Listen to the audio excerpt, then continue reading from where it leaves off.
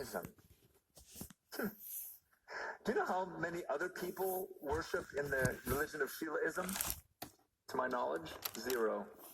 Because you see, individualism breeds isolation.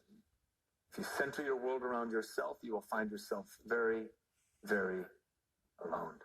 The problem with that is isolation, even in a beautiful place, is torture, my friends. It's treacherous. It's dangerous.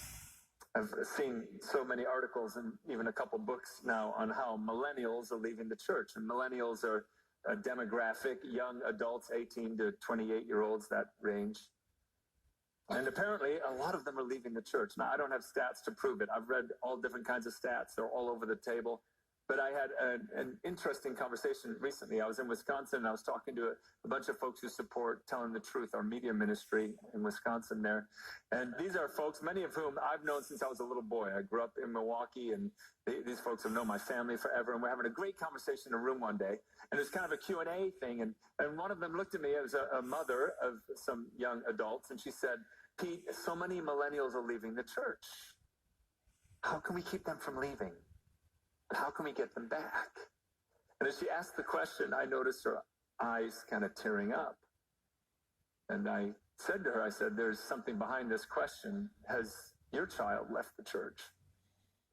And her head just drops. And the tears flow. But I noticed as her head dropped, two other women around the circles, their heads dropped too. And I looked around and there wasn't a dry eye in the circle. And I said, "Can I just ask another question? How many of you have either children or grandchildren that have turned their back on the church?" And every hand went up. Every single one. And the tears flowed. So I don't have statistics.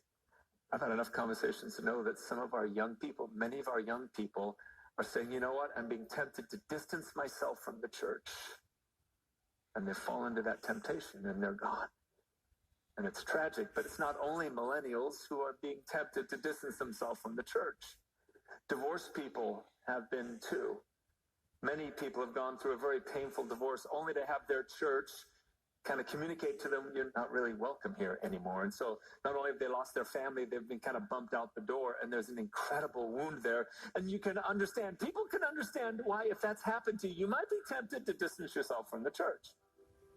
People with same-sex attraction are distancing themselves from the church because they've been getting a very specific message from many churches.